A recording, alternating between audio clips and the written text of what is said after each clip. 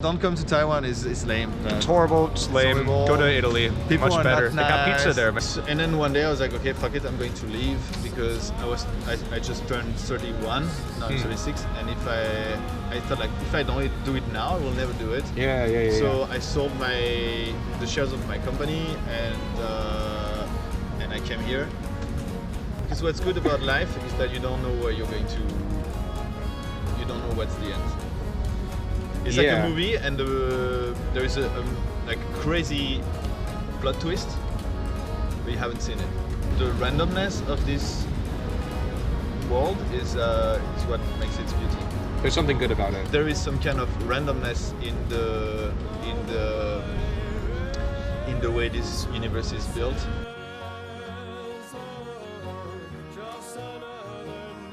You want to say like pretty much we've got like probably 40 minutes of battery. I have an extra battery also, but it's not all charged. So I think we have about 40 minutes. So I'm going to ask you all the standard questions, then we just talk about whatever the fuck you want to talk about. You can smoke during. It's not a problem. This is I put this on YouTube as not for children. You have to, you know, when you upload a video to YouTube now, you have to click the button. Is this for children or it's not for children? Those are two options. You have to do it for every single video. You know why? I don't know why. Because they stopped monetizing the videos for kids. Oh, so it's about ads. I think it's mostly. I mean, about but I think it is. You know, there's this. It's mostly about money, right? It's a huge company. Yeah, of course it's about money. It's cool, man. Like, yeah, it's hugely about money. But there was a trend. I don't know when it started. Maybe a couple years ago, probably 2 or 3 years ago, where people were uploading really fucked up videos that were like kids videos, you know. Ooh. They were, you know, it was about like Dora the Explorer and like, you know, like Barbie and different things, but they'd have them doing like really like just weird, it wasn't like explicitly like pornographic or anything, but it was just like fucked up like mind shit, you know, with like scary music and stuff. So it'd like lull them into the, and it was like a genre, you know. And people were getting like really upset about it, obviously, you know, because you have like, you know, you give your 3-year-old the iPad to, you know, keep them occupied, and they browse for a little bit, some like kid-friendly videos, and they're seeing this crazy shit, you know, that's gonna like, I don't know what's gonna do to them, but I think they have good reason to try to protect kids, you know, because obviously YouTube hit last year 1 billion hours of viewing every day. Wow. Which is like 140,000 years or something, you know, for like every life. Day. Yeah. Like of a one person's life, it'd be like 140,000 years per day. Maybe that would be your goal, like live long enough so you can watch like watch it all, watch all of it. Yeah, this is a question I saw on the internet recently that I thought was interesting. I've asked to a couple of people, if you had a choice to die right now or live for 1,000 years, and you have no in between, you can't commit suicide halfway through. Yeah. You have those two choices. What do you choose? Live for 1,000 years for sure. Yeah? Yeah. Okay. I feel intuitively I would feel that way. Yeah. Like I'd want to live for 1,000 years. In fact, I think it'd be sweet. I think at least a few hundred years would be really cool. Yeah. But it's like, man, there'd be no turning back. Like what could happen 50 years, 100 years in, well, that yeah, you've seen like Highlander, right? The series. I know it. It's the guy with the sword. Yeah. Yeah. I don't know what's the deal with it. Basically, he has to. Okay, so the main character, like Duncan MacLeod. Okay. He get his family killed. I think by the guy, the first Highlander. In Scotland. Yeah. Okay. And then he kills the guy, but then he has to live with the memory of his wife dying and shit. Okay. And yeah, basically you have to live with all your ghosts.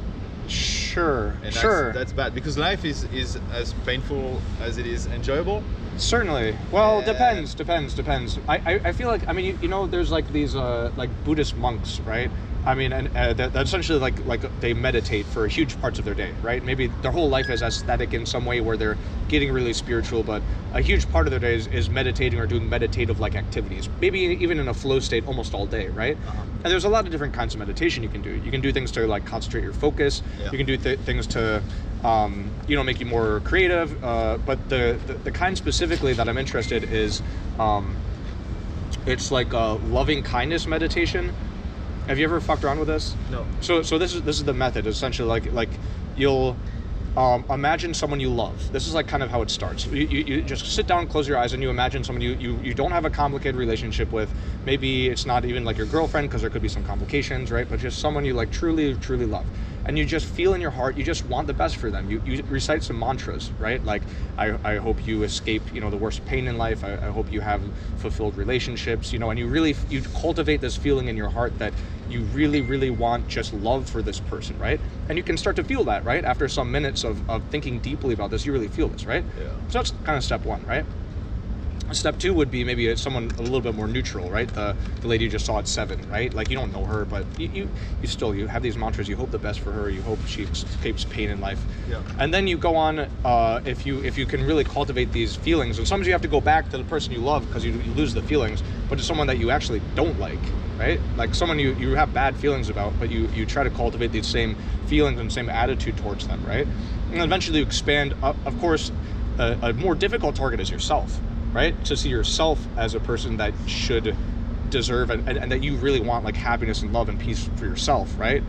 And then I think the most grand thing is kind of like all loving beings or all sentient beings, around the world and the universe. I hope they, in any case, like over months of doing this, like you come into this state that you're like truly like full of love. Like there's no other way around it. Like you're full of love. And so they do CT scans of these people's brains, right? And they find, like, no surprise, these are like chemically the happiest people like in the world. Like you can't find happier people than these people, right? And so if in fact you could live for 1,000 years, it seems like, you say like life is as much about pain as it is about joy, which maybe on balance it could be, right? I mean, things have to eat, things get eaten, But I think if you did things in the right way, in 1,000 years you could really just live in a state of bliss. It could be 1,000 years of heaven. Yeah, there's some possibility. You're going to connect to people, you're going to love people that you're going to have to see die. But there's also a whole spiritual practice about this, because you also have seen people die. I've seen people die, and we're going to see a lot more, right? I mean, God willing, right? If we live long enough, we're going to see a lot of people die, right? Yeah. And there's some, and it sucks. But to know that. Or to know in advance. Like you meet someone and you fall in love and you're like, I'm going to see you die. Exactly. For sure. 100% I'm going to see you die. How do you get rid of that? That would take a lot of meditation. Yeah, I think 1,000 years spend the first 100 meditating in a cave. Yeah, because what's good about life is that you don't know where you're going to.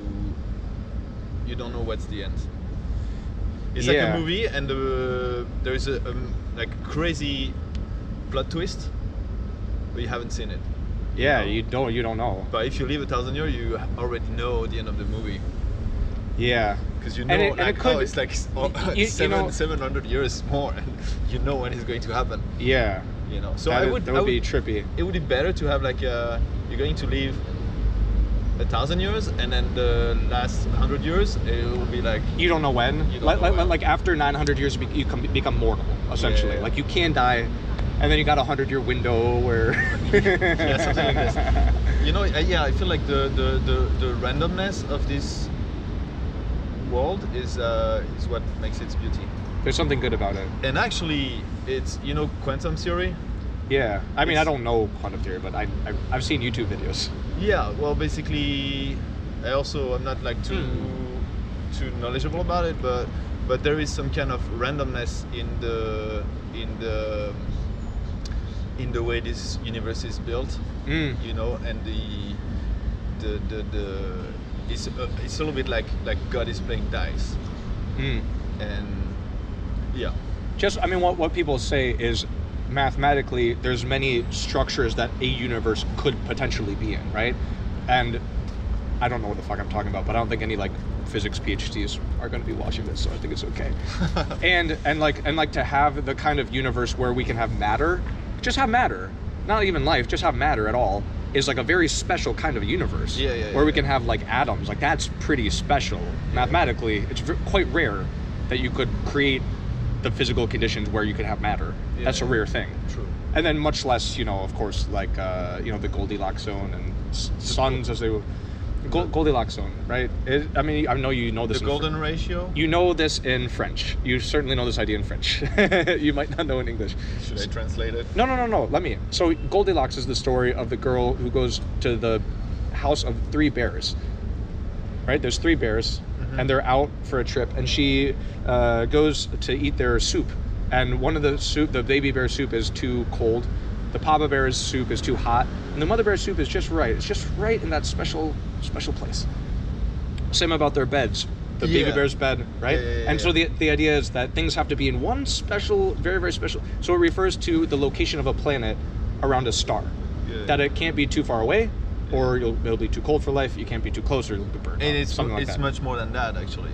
It's like we have a very unique solar system with a bunch of very different planets. Yeah. That's also very rare.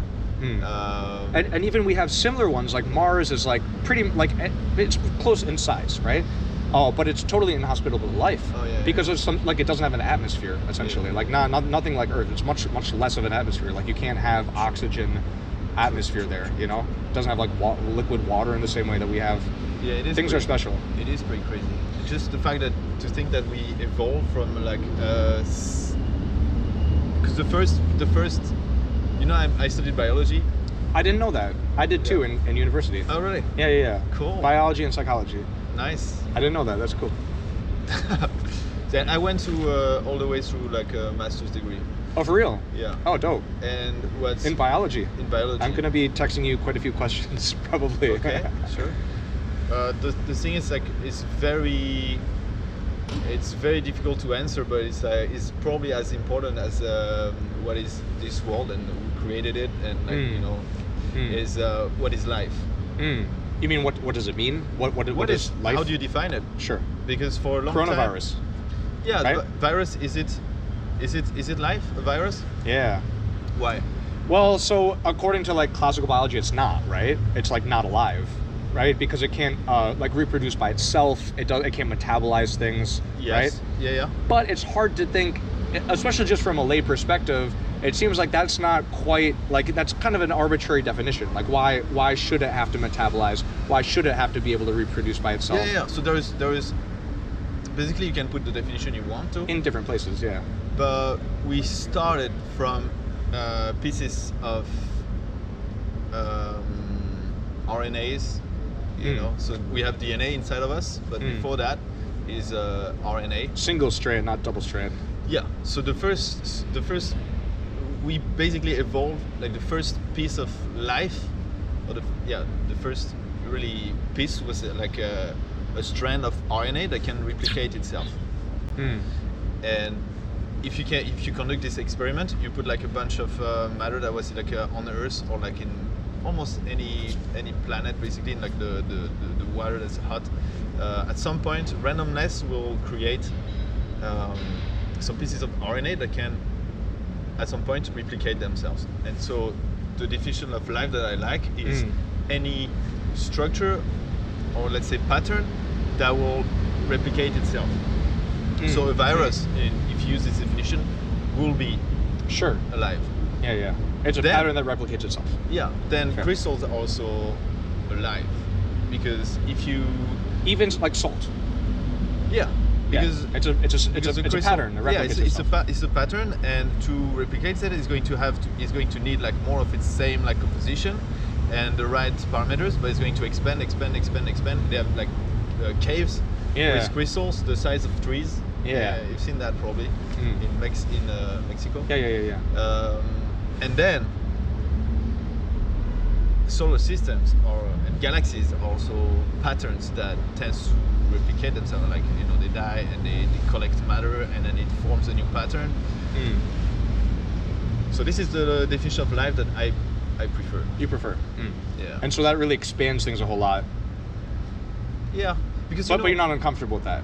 Because this is so how would you, what term would you use for the classical definition of life? Would you say like organic life, like carbon-based life?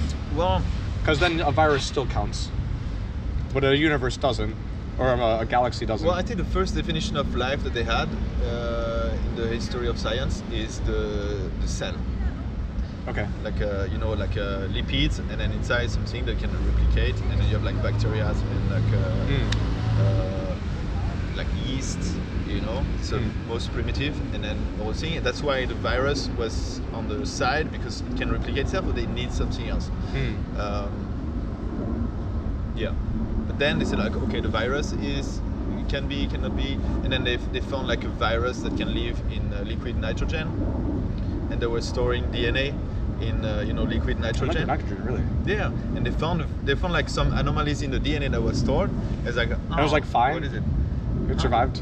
Yeah, they found out that there is a virus that inside the liquid nitrogen there will be some like little bit of flow, and this virus was using this flow to go from like one vial of DNA to another one. It took it like 6 months to go from one vial to another one, but it was able to go inside and replicate in the DNA in minus 200 degrees something. Yeah, and that's why now they store the DNA not in the liquid nitrogen but in the fumes. So it doesn't have like a medium to travel through this virus? That's insane, man. That's crazy. I've never heard that before. That's crazy. Because the definitions in biology they change all the time. They thought like DNA, how much DNA we have in a being will affect its complexity. And fruit flies have more DNA than us, and they also found a virus. More chromosomes, right? Or even their DNA totally is bigger set than ours. Just the total length of it. They found a virus that also like is the size of a bacteria, so 1,000 times bigger than a normal virus. So yeah, it is crazy. It is crazy, but that's also what's beautiful. If the world was simple, then it would not be interesting. True. We'll talk about this another time. that's also probably why you studied psychology. Well, I don't know. People are interesting. Well, people are very interesting. I mean, because we're people, they're the most interesting thing. There's nothing more interesting than people because we're people. For that reason, right?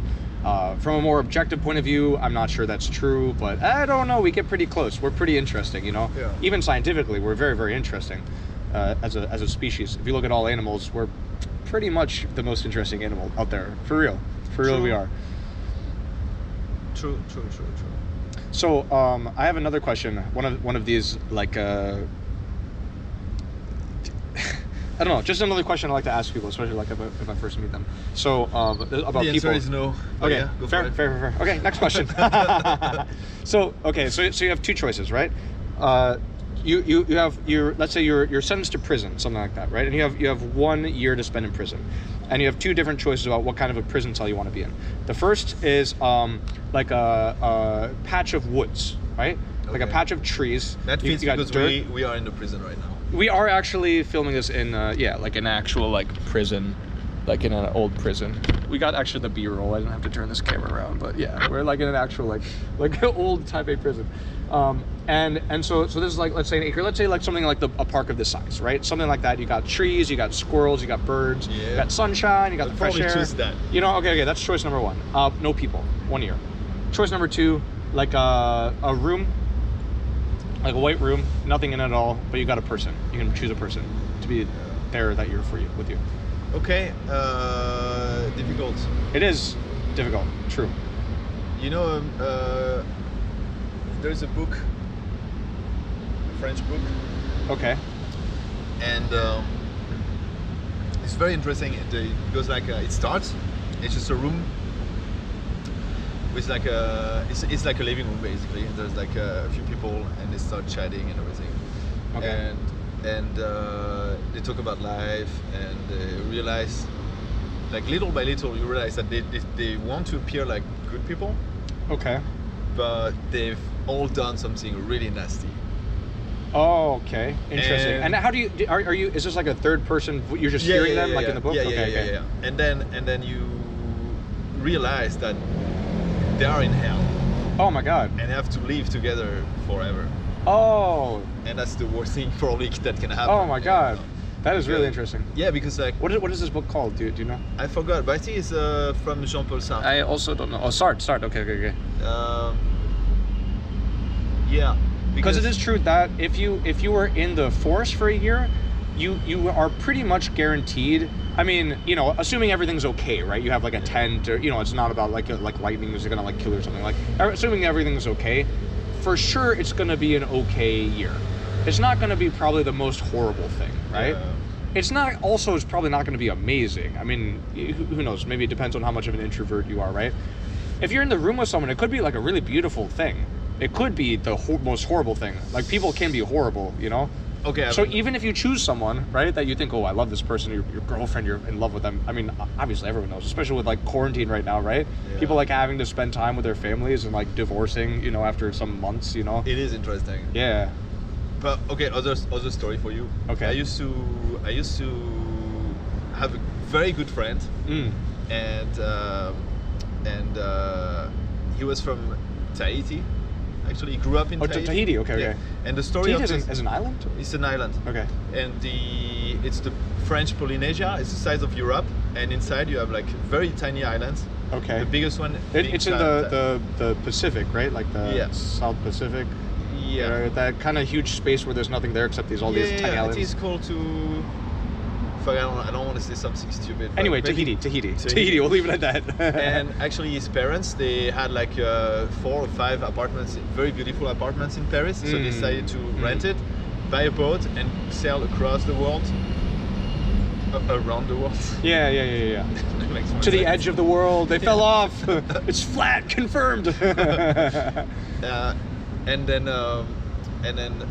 like they went basically half the way through, because Tahiti is opposite to France, and at that point they separated, because if you leave, they were sailing. They were sailing with the 2 kids, and so that's really close quarters. That's really that's closer than way closer than in an apartment. Is. And I talked to the guy, to the father, and he told me it's very frequent that couples will spend too much time on a boat, you know, no intimacy really, and they will break up. Especially with 2 kids, yeah. Just like quarantine, you know. So I feel like, but if you, so I go back to your question. If you're alone, you're going to get so crazy. I think 1 week of being alone, and you're going to start fucking rocks, and maybe, you know, talking to trees. Kind of like Wilson, like Castaway, right? Yeah. You need something to talk to. Yeah. It's I think humans are like social beings, so you would probably. The thing is, if you could like what would be really interesting about this question is if you expanded the time frame. So what if you said not 1 year, but what if you said 5 years? That's a totally different question, right? You said 5 years? That's a totally different question, because 1 year you would go crazy, yes, but you would survive it. I think you'd come out the other side. You take some time for you to reintegrate in society. You talk to your friends. It's kind of difficult, but you'll eventually get back into it. But you expand that time frame a little bit, like maybe you're not going to be okay after that. Yeah. You know, maybe you go like legit long term for real crazy. Yeah. You know, also depending on what kind of a person you are. You know. But I'm pretty much introvert. Yeah. But you can see that. I think you too. Yeah. Just try to hide it. You hide it very well, actually. Well, I'm social. I'm very social. I love to talk to people, but I'm essentially an introvert. Yeah, for sure. It's not about hiding.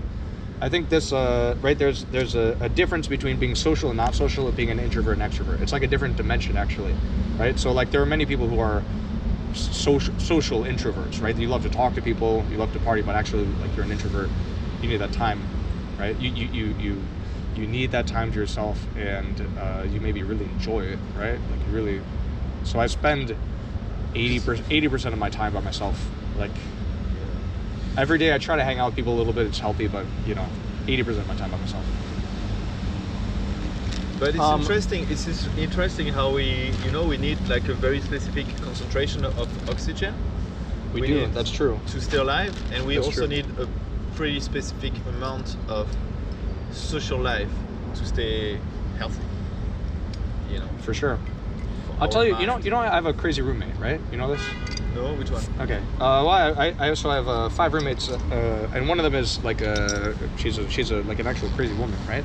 And I don't want to like rag on her like on YouTube, but like essentially like she doesn't have any friends. She doesn't, because she's got problems. She's got like, you know, legitimate problems. I feel really bad for her. But you know, she just gets angry and argues with everyone because she's just in pain. She's obviously has like a lot of psychic suffering. You know, she's just every day she's just suffering and suffering and suffering, and you know that comes out in bad ways, right? But you people are social, and you do need to talk to people. It's true, right? And so I'll notice that if I'm around, like in the living room, she's like hostile and angry, right? So I don't talk to her. I used to try to talk to her to, yeah, you know, I want to make sure she's okay and everything. But I don't talk to her anymore because she'll get like really angry. But if I'm around in the living room, she'll talk to herself, like, and I feel like she feels on some level like I'm listening to her, you know, so she can talk about like she'll like drop something, oh oops, like I've got to put some more water, you know, like she just like mumbles things to herself, right? But not when she's by herself. If she's just there, she might not do that all the time, right? But if someone's around, she'll like verbalize these things, you know? Yeah. Because you need to, man. It's the same as like Wilson the volleyball. You need to talk to someone, right? Yeah. Even if it's in this kind of like weird, really weird way, you know? True. Mm. It's also maybe I forgot what I was saying. This guy is staring at us. Okay. It's okay. Makes sense. Yeah, it's probably the person you want to show the most care towards to, you know? Yeah. Well, this is obviously, it's a really tough thing, right? Because it's like, on the one hand, like, you know, the most animal part of me absolutely hates her, right? Because I have to live with her, and you know, I love the other roommates. Like, they're like some of my my really good friends. I really love them, and I love the place. I love the neighborhood. I love the rent price. You know, like everything is good. So it's not like, you know, just the fact that I have a crazy roommate isn't quite reason enough. I also hate moving. There's like a lot of reasons for me not to move. The reason to move is her, essentially, right? Everything else I love about the situation, but that animal part of me obviously hates her, right? Like I have nothing but like pure hatred for her. In that when for example, when I feel bad, right? When I'm in a bad mood, I didn't sleep well or something, like think about her. Yeah, you can like obsess about, you know, like that. Maybe I'm in love. But when I feel really good, you know, like when like for right now, like I'm hanging out with you, like I'm drinking beers, like I feel really good right now. Like I have nothing but more pity, right? Yeah. I have more pity for her, right? That's still maybe not like the highest level emotion, but I don't hate her, you know. I should feel bad for her. I hope she can do better, you know. She bought some champagne, which is very uncharacteristic. There's like some she never drinks. She has some champagne bottles. I feel it's good. I hope it helps her, you know. I don't know why. I don't know what she's celebrating, but I hope. I think she needs something else. Well, she certainly needs one. My roommates always tease me about that. She may have a small crush on me. Yeah, you don't know. But it's very interesting. Like we live in a society where you dislike someone or you dislike a situation, and you can very easily move away from that. It's probably the only in like a big city, modern society. Yeah. If you're not poor, you got a job. You could move out, you know. Sure. It's not undoable, but if you lived in a small village we used to do, and you know you had to farm, you had to do that, you belonged to a community that was really relying on you. Yeah. And that was not so individualistic, and you had to make the situation better, you know, almost no matter what. So I feel like we probably lost the connection between individuals. We have like way more small connections, but we don't bound to people the same way we used to. Probably are like certainly true. Designed to do. Yeah, that's. You know, like almost certainly true. Yeah. I was thinking about Tinder the other day. Like you can like just swipe and see like hundreds of profiles every day. Yeah. But most of our ancestors' life, they had to choose between the group. Yeah. The people there. Those are your choices. If you had to choose between two girls, which were about your age, you know, about like accessible, about, you know, whatever, that was already good. You know, that's it. That's like it for your life.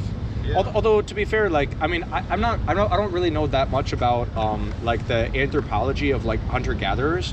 And to be fair, I don't think a lot of people know that much about it. I don't think science knows that much about it because, you know, hundreds of thousands of years ago, what we were like we got some small cues we don't really know. But some of the clues we get is our closest relatives, right? Yeah. Chimpanzees and bonobos, right? Yeah. Both of which we're equally related to, right? Yeah, equally close to, right? And what chimpanzees do is juvenile males will leave the tribe, right? they'll leave to go find another tribe. Something about genetic diversity, people say this, right? But it could be, it could be that there was some intermixing. I mean, like, for example, like Homo sapiens and other versions of like Homo erectus would like breed together. There's so like we're all part like caveman essentially. I think it was pretty rare. I think But it could not have been that rare for different groups to occasionally have some mixing, run into each other. Someone gets lost, or someone just leaves because you get that drive to leave home and wander off into the wilderness. Maybe get eaten by a bear. Maybe find another tribe. This has to happen. Yeah, but it's probably like once in a lifetime. Very maybe rare. Not even. Yeah. Yeah, probably less than once a lifetime. And that's also, probably about right. Yeah, also, you have to think that these guys had so much less information about the world they were living in. They had no idea. Nothing. They would probably not know, like, if I go this direction, like more than 5 hours, I have no idea what's no there. idea. No, not the slightest clue. Maybe it monsters, dragons, or the world ends, something like that. Maybe, and that would be so intense. And when you dream about something, they had no idea. Is this dream real? Does it represent something? Am I dreaming about the place 5 hours away over there? Like, no, that was like to think that the world changed so much. If you could go back to a time, what would it be? If you had to live there and stay there. It's interesting. Yeah. Time travel. You can't leave, by the way. You can't come back here. You're not going to go look. You're going to go live forever and ever until you die, which could be very soon, by the way. I don't think time travel is possible. Okay. But I think time is a I mean, are atomic bombs possible? Are cell phones possible? Is 5G possible? Is going to the moon possible? Is beer possible?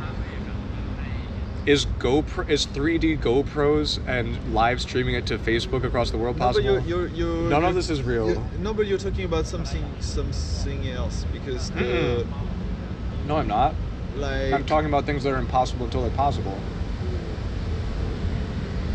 Time travel is different kind of technology, because it implies. That's maybe true. It implies maybe true. Yeah, it may be true. I mean, I also don't know, but it implies that our world is built in a certain way, and for example, or any of several possible ways that we don't know what is the actual way.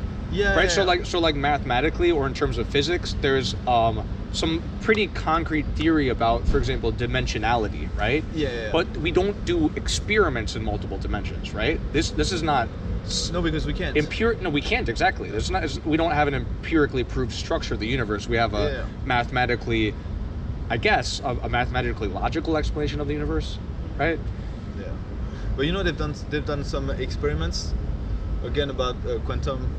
Yeah. And they found that basically you have probably heard about these things that you don't know, like the position of the electron around the atom until you measure it. Correct. Which means, like, when you're not measuring it, it acts as it's everywhere at the same time. Right. As far as you're concerned. Yeah. It doesn't act. Yeah. No, as far as your measurements, it has some probability to be in different places, but you have no idea where it is. No, it acts as it's everywhere at the same time. Okay. And they build an experiment where they can measure the spin. I feel like this is like this is like you watch like 2 3-year-olds talk about like the stock market, like I think it went up. And but my daddy said oil is bad. But it's one of the reasons why Elon Musk will probably has more time than us. Yeah, he knows what's up. But his IQ is 100 times ours. I hope not. 100 points higher, at least something like this. Okay, let's say that. But I think so he believes we are in a simulation, and one reasoning one of the evidence is that they made they can produce photons that will have the same quantum entanglement. Yeah, entanglement. Yeah. And then they will measure one of these photons. Yeah. And then at the exact same time, the photon that is brought like 13 kilometers away. Sure. And in theory, that distance is arbitrary. It doesn't have to be 13. It can be 100. It can be a billion. Yeah. So at the exact same time, it will decide.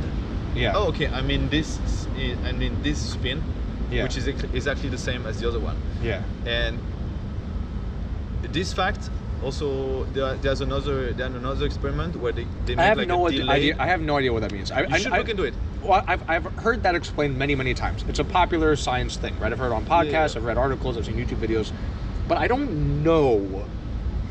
Yeah, it's difficult to know. It's a spooky thing, right? But I wonder if you were like a real physicist, if you'd be like, yeah, duh.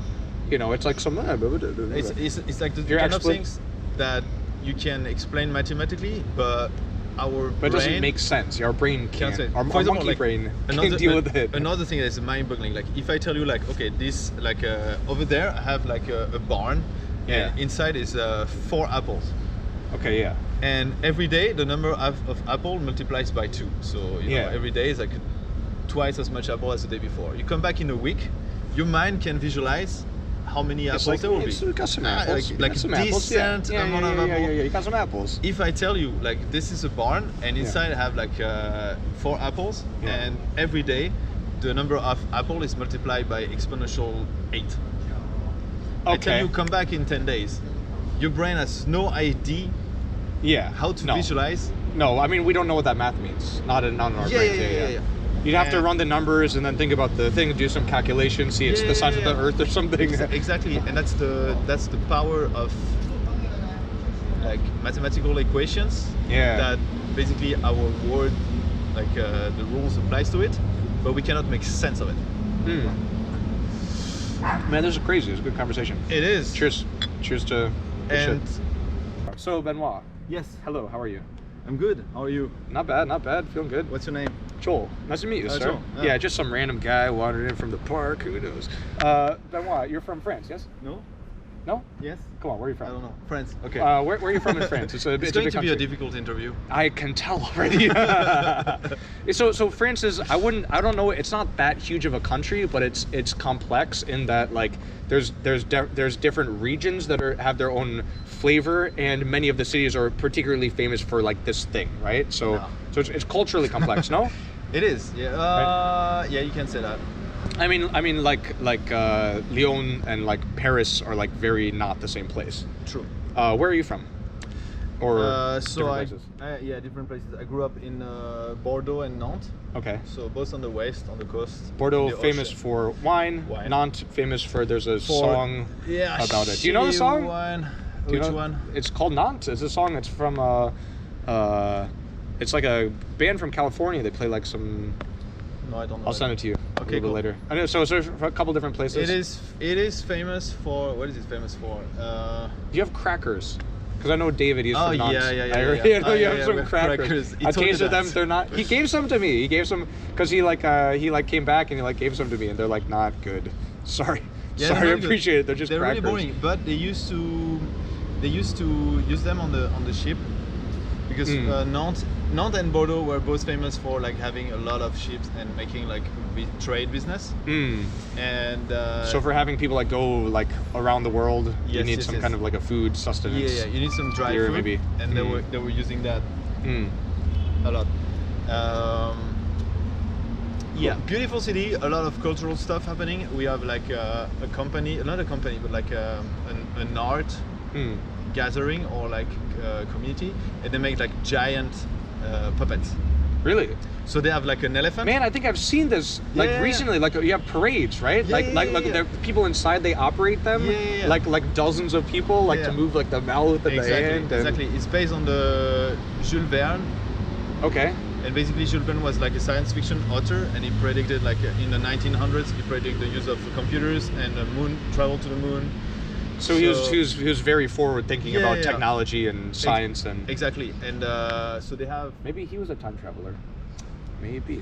maybe.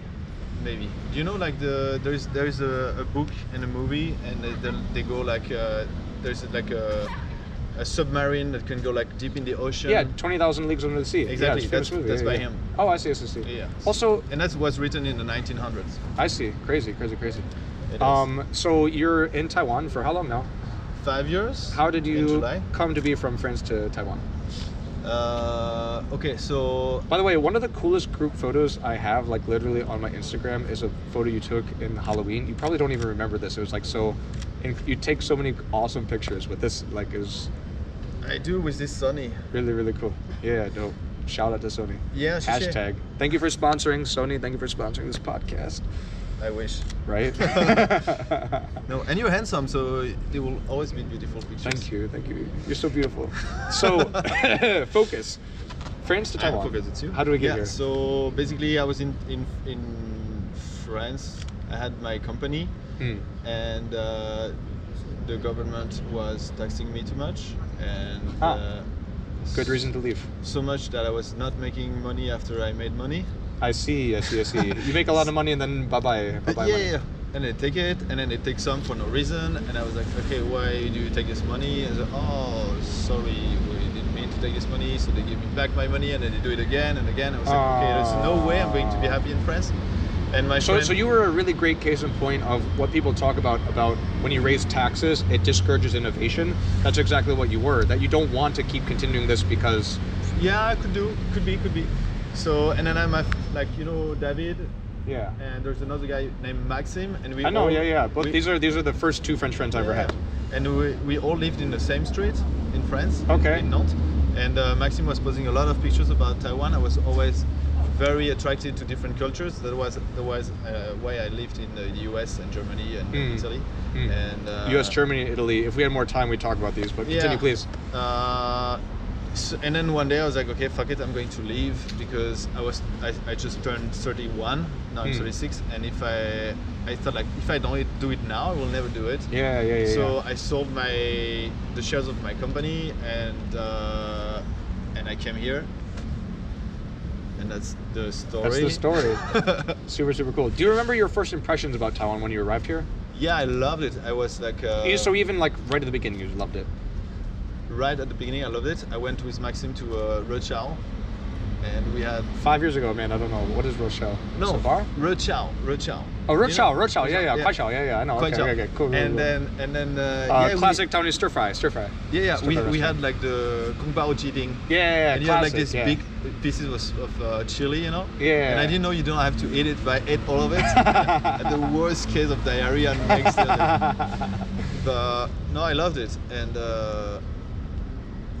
I felt home immediately, and then I started my company here, different kind of company, but like right now I'm at the stage where the company is stable, and now I live by the ocean in Wai'ao.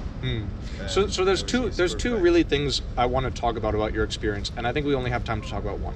One is about your business exploits, things you've done, seen, and planned. Okay. The other is about the places you've lived, so Germany, Italy, US, Taiwan. Well, it's the expat. Let's talk about countries, right? Yeah, not the business podcast. So you lived in America and Italy, Germany. Tell me about this. Was this in succession? Okay, was this traveling? It was in succession.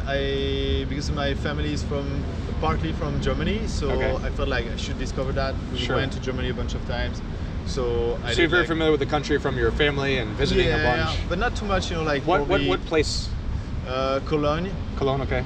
And then I did an exchange in Kiel when I was 16. Yeah. It was like my first experience with like binge drinking, lots of Was that your first like living abroad experience? Yes. Also? Okay. Yes, in Kiel, okay. Yes. And it was amazing. I was like, fuck, I have to go back. So when I was 18?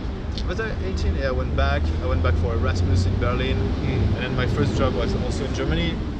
And I was a salesman for a pharmaceutical, like biotechnology company. Oh, dope. So I traveled everywhere. In Switzerland, Germany, Austria, I loved it. Oh, just around. Yeah. Do you speak German? Yeah. Oh, dope. That's super cool. This is Und something. Kannst du auch Deutsch sprechen? How do you say like no? Nein. This is something I really love about talking about like specific topics. In this case, just about like your history and places you've been. Yeah. Right. I mean, the podcast could be about really anything, but it's like we could talk for a long time, and like maybe I wouldn't find some like little things about you that are maybe important because why would we talk about those things? Next time I should why would I interview be asking you? Sure, why not? Why not? My YouTube channel, it has 0 subscribers. For real, it will after today have 1. I hope. I'll get Claire to subscribe. No, we'll have 1. Okay, one. Not two. We'll have 1. I don't even follow my own YouTube channel. You don't even have like your other pages like following it. Benoit does not follow. But no, Germany. I love Germany. I think it's beautiful. The countryside is beautiful. The government is so much better than the French one. The people, Really? yeah, Interesting. people, they know. I said they give 100% to what they're doing right now. So if they work, they're like focused. Like you and me could never be focused. And when they go party, it's like, okay, let's Focus on partying. You know Oktoberfest? Sure. It's like you drink only like Famous. 1 liter beers, and it's like a tent with like 5,000 people, and everyone's dressed, and everyone's like They're going to very focused on getting party. fucked up. Yeah, exactly. Just do it. And no, there's this German attitude that I like. Yeah, but I experienced it, and then I found Taiwan, which was a million times better. It's hard to beat this For place. me, Literally, so I've been here 3.5 years now. Every time I found out some kind of new little fact or interesting thing about Taiwan, it only makes me love Taiwan better. It's all like, that's not true. That can't be real life. And it's real life because Taiwan is just like this. Yeah. So I have another friend, shout out Jesse, who is American, like German Jewish, and he's had some experience like going to Germany, like visiting like family places and like living there for a little bit. And he says, as an American, like he says, he really likes it, has a family connection and everything, like the culture, the language, everything, he's really into it.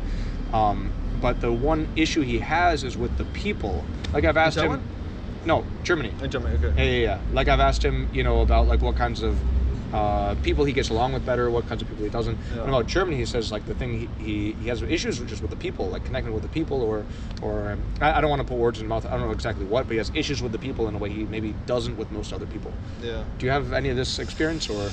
Yeah, because in a nutshell, Germany is a northern country, and France is a southern country. What it means is basically in By the France, way, it seems like roundabout, right? the weather is very different. The winter is very different. Really? Okay. So let's say in South Germany it can be really hot, like you go to Stuttgart and the summer will be like 30 plus degrees, but the winter will be like really harsh, and it's not the case in France. Basically in France you lose your house or you don't do anything you don't do any harvest or whatever, you can still live.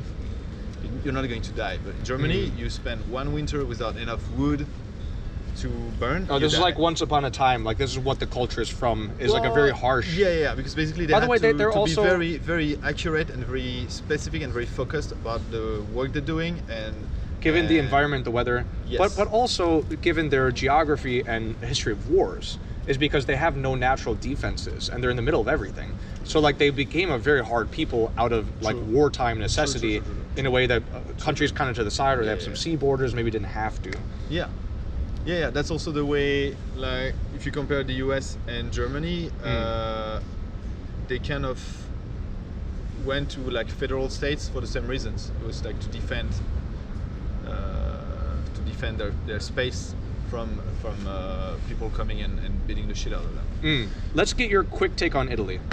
By the way, if you look at lists of the best countries for expats, Taiwan is consistently near the top, Italy is consistently near the bottom. Yeah, probably, because actually I don't advise anyone to come to Taiwan, because leave it for us guys. Yeah, it's bad. it's bad. It's bad. You can't describe. It's unspeakable hells you wouldn't dream of. China, but worse. Yeah, but way worse. All the worst things about China multiplied by China. Yes, China squared. No. Italy, I think the problem is Italy is the same as, okay, I'm going to be like very... No, fine. I mean, we have just same, we could talk about Italy for hours, certainly. But in a thought. Same as in Japan and probably a little bit Germany, is that they will never really accept you as part of the community because you're from abroad. You know, you're Japanese, you speak fluently Japanese, you're like half Japanese from like your mother, your father. You will never be accepted as, because you don't have like deep generational connections. Yeah. Integral part of the. It's almost place. racism, which Like if you're a little bit foreigner, you're foreign. Yeah. In Italy, companies who want to do business in Italy, they never have their own company in Italy. They use distributors, because if your last name is not Italian, you're not going to sell to an Italian. I see. But Taiwan is the opposite. They like you because you're foreigner. And that's going to change, because foreigners abuse that and Taiwanese people start to realize it. When I arrived 5 years ago, they will be like, oh yeah, foreigner, can I take a picture? They will take pictures of you, like trying to hide it. Now it starts to change, and at some point they will realize that foreigners are just No, that's good. or perhaps they'll make it, like right now it's very easy to come, Yeah. right, and it's very easy to live. In like a lot of people don't want to move to America, for example, but it's not easy to go there. Like to get a visa is really hard. You know, like it's not like we'll let people in, but like you better have a reason. You know, in Taiwan you don't really need a reason. You just kind of hang out here. True. So maybe it could just be more strict in a way that much of the world is already strict. Yeah, but it's also, I think the Taiwanese people are like genuinely interested in other cultures, and they are also very innocent and very, very true. Yeah. And this is not the case for Italy necessarily. I didn't spend enough time in Italy to know about that. Quick take on America. So it's the best country in the world. You love it. It's amazing. What else?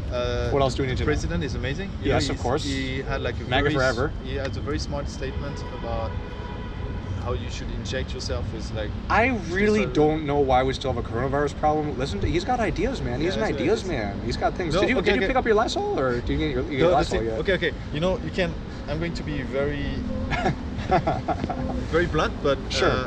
Say it. Okay, Trump is both what's like amazing and disgusting about America. Yeah, I mean, people say it's something like this. It's like he's what we deserve. You know, in a way, we voted for him. We have a system in the country that made him literally our leader, for good or bad, for whatever kind of accidents or noise or mistake, whatever. That. He's the president. I understand that. I understand that. I also feel like the good part about him is also undermined a lot by criticism, and true, because there's so much to hate that it's hard to see. He does a lot of good things. Yeah, but it's hard to see. The guy also that goes and be like, okay, I want to change that. I want to do this, and he's not scared. Yep, doesn't look at history. He's like, there's a problem. How do you make it better? Yeah, simple. He's like, he's a go-getter, you know. He's a go-getter for sure. He's also hilarious. He's also really funny. Yeah, I don't follow too much. Okay. Dude, follow his Twitter if you do any kind of Twitter.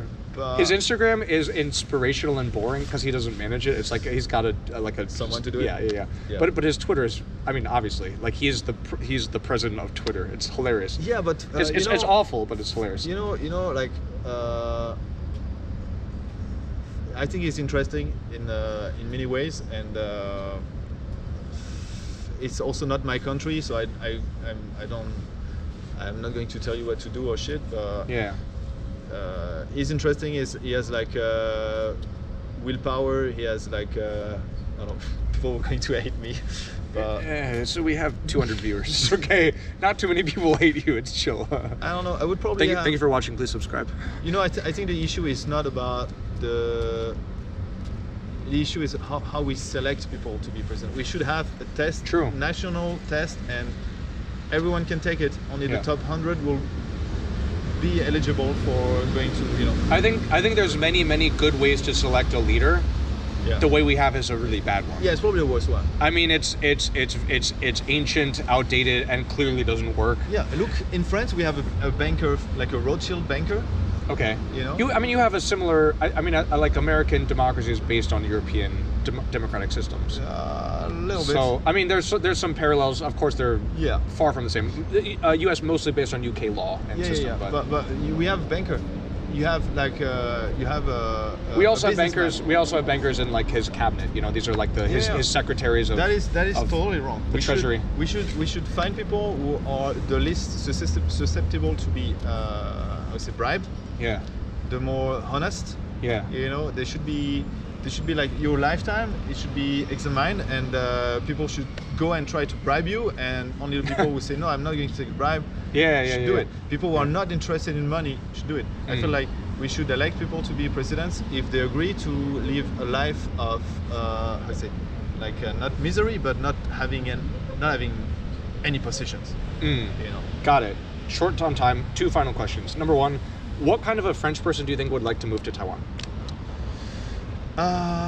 Anyone who doesn't enjoy French food too much.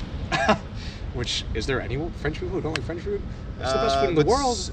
Some of us are just obsessed with food, and they will. You meet them in Taiwan, and they will talk to you 2 hours straight about French cheese and red wine from Burgundy. To be fair, I'm being very objective here. French food is some of the best food in the world.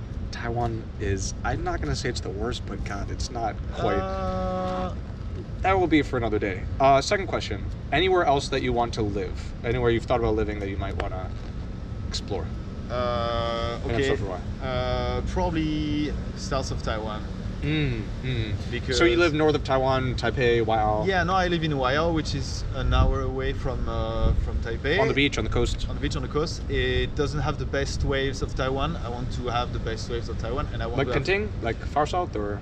yeah, probably like Dulan or something like that. Right on. South Australian. Yeah. But yeah, I want, because being close to the nature, I go to the beach every day. Yeah. Being close to the nature has brought me so much, and the Taiwanese nature is so amazing that I just need more of it. And I hope I can. My dream is to be a hermit in the mountains of Taiwan and with a surfboard somewhere. Super nice. And grow my own veggies and trees, and you know, that's what I'm doing now. Dude, that sounds fucking beautiful. Yeah. Super beautiful. That's it on that. Thank you, man. Okay. Any last words for the expat experience community? Yeah, don't come to Taiwan. Is lame. It's horrible. It's lame. horrible. Go to Italy. People Much are better. not They got pizza nice. there, man. They Yeah, got pizza. No Cool. pizza Adios. in Taiwan. Bye bye. Bye bye. No, don't come to Taiwan. Yeah.